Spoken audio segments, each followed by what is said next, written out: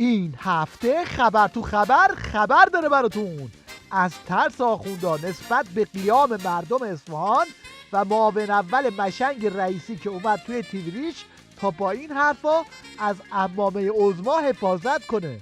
خب من ابتداً باید جدی تشکر کنم از بصیرت و وفاداری مردم عزیز و غیور اصفهانی که البته همیشه همینجور بوده، در جنگ همینجور بوده، در همه مسائلی که در کشور بوده الحمدلله کاملا وفاداران در صحنه بودن.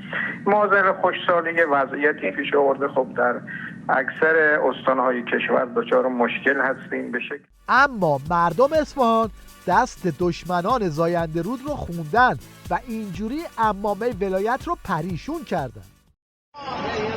و با آرزوی سلامتی برای رهبر معظم انقلاب سلامتی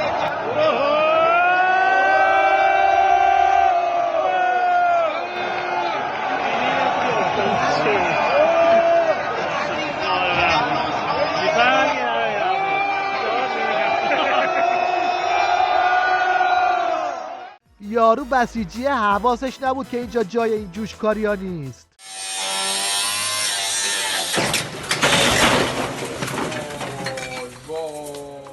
ببینید آخوندا تا کجا وحشت زدن که حتی شعار دادن یک کودک اصفهانی هم اینطوری دست پاچش رو میکنه.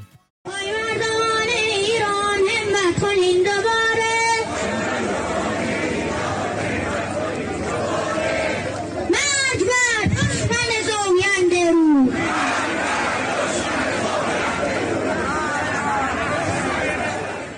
مردم اصفهان در حالی به خاطر زاینده رود تشنه کام قیام کردند که بسیجی‌ها و تئوریسیناشون تا همین دیروز روزه ازدیاد بارندگی میخوندن. بنده 2 ساله دارم اینو داد میزنم، هیچ اینو به مردم نمیرسونه. ما دوره‌های چند هزار ساله داریم تا دوره 11-12 ساله سینوسیه. ببینید چی شده آقا جان، جریان‌های اقیانوس اطلس شمالی به شدت 2 سال فازشون منفی شده. یعنی دماش اومده پایین، یه رطوبتش حفظ میشه. اینو 2 ساله دارم میگم، برید تو سخنرانی قبلیم ببینید. من گفتم آقا بیا براتون پیش بینی میخوام براتون بکنم.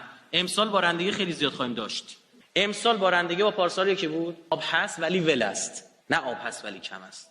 این فیگور تسلط رائفی پور یه چیزی تو این مایه هاست.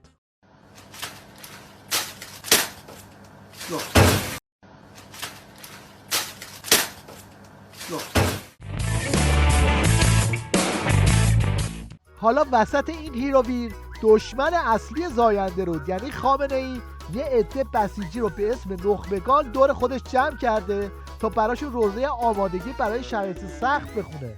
گاهی لازمه که جوان نخبه با سختی ها هم بسازه، یعنی اینه که از اون نکات اخلاقی بسیار مهم است که باید مورد توجه باشه.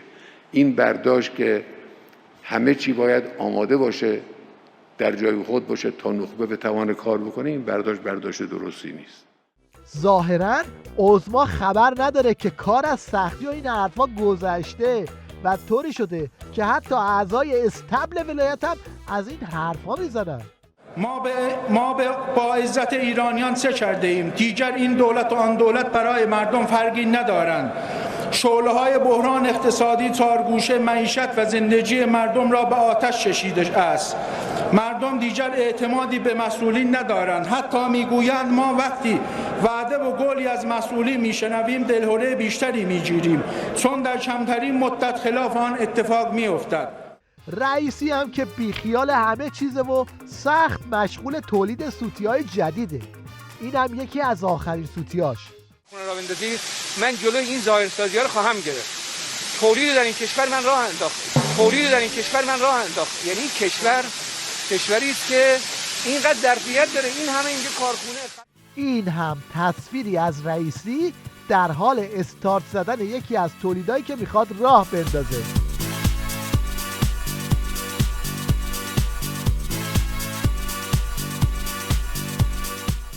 وعده های دوغکی آخوند رئیسی به قدری روی مخ همه رفته که حتی رسانه های درون نظام هم اون رو دست گرفتن و براش انیمیشن درست کردن. شما یوه بگید، شما یوه بگید واسه بحرانای حالا چه راهی دایورید ایشالله. واسه بحرانای حالا راه زیاد داریم ماشالله. تحلیلم خیلی خوب است، تحلیلم خیلی خوب است. اول بگید ماشالله ماشالله. همه اش توطئه است، همه اش توطئه است. حل می شود ایشالله ایشالله. من نیز وعده میدهم، از رو معده میدهم. همگی بگید ماشالله ماشالله. متعادل میشود، اصلا ناقابل میشود. قیمت ارز ایشالله ایشالله. حالا نوبت من است، رفع تحریم میشود.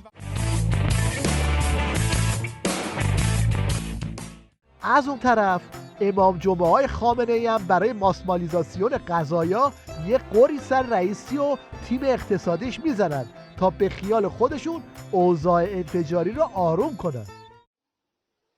دولت وعده داد به مردم که در یک بازده زمانی 3 ماهه بازار رو به یک ثباتی برساند که این ضررهای مردم بندگان خدا جبران بشه. در این زمینه دولت هنوز موفقیتی نداشته که باید تیم اقتصادی دولت هماهنگتر باید عمل بکنن.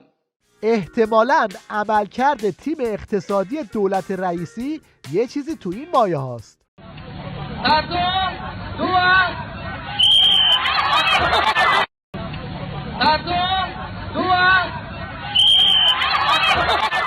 این یکی امام جمعه مشنگم اول زیرا به حرف قبلی رو میزنه و میگه این داستان 100 روزگی دولت مال غربی هست. بعد هم به یه قرقر مسخره بسنده میکنه. این 100 روزه هم میدانید که از پدیده های غربی هاست. میگن روزولت رئیس جمهور وقت آمریکا وقتی که اوضاع وخیم اقتصادی رو در آمریکا ایالات متحده دید آمد گفت من میخواهم گزارش 109 روزه بدم. حالا 100 روزه باب شده. در ایران ما هم در دولت گذشته این مسئله 100 روزه مطرح شد. حالا زیاد ما مخالفت با این نداریم، این مهم نیست. مهم این است که این روزها گرانی داره واقعا مردم رو آزار میده. این شما و این لحظه رویارویی رئیسی با یکی از همکلاسیاش. دست شما درد نکنه. ماشاءالله، خیلی ممنون. ماشاءالله. چندی ماشاءالله؟ کلاسه؟ ماشاءالله. این مدرسه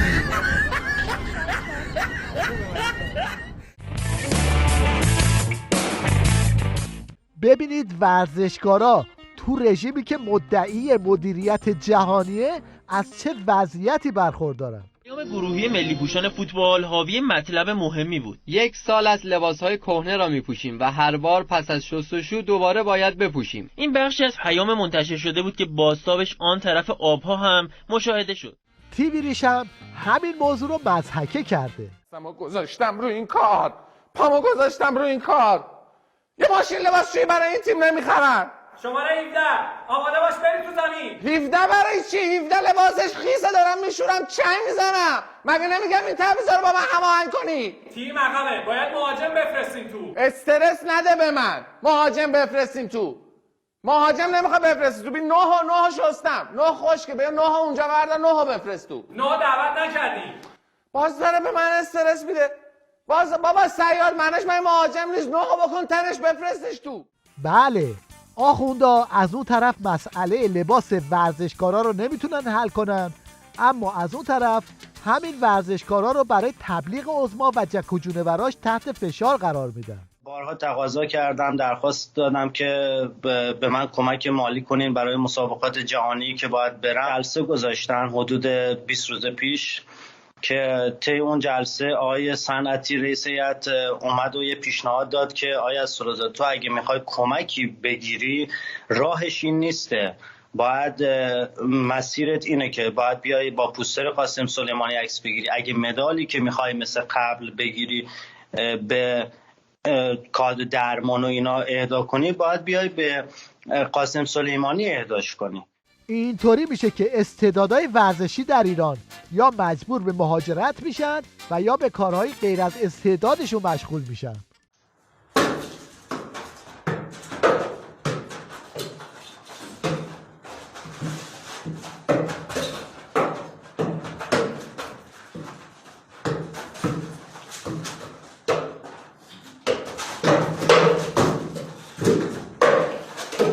شرط بندی برای صنایع دفاعی حلاله.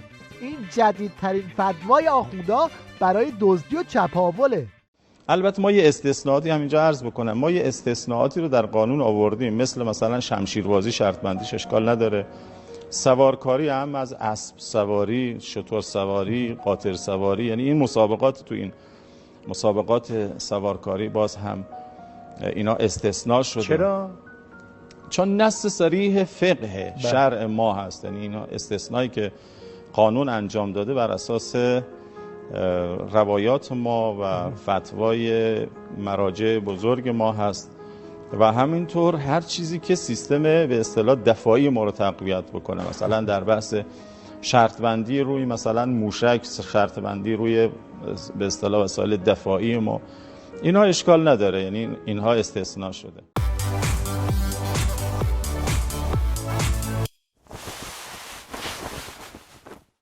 در پایان توجه شما رو به یه شیرینکاری موزیکال جلب می‌کنیم که یه گربه کوچولو در اون نقش محوری رو ایفا می‌کنه.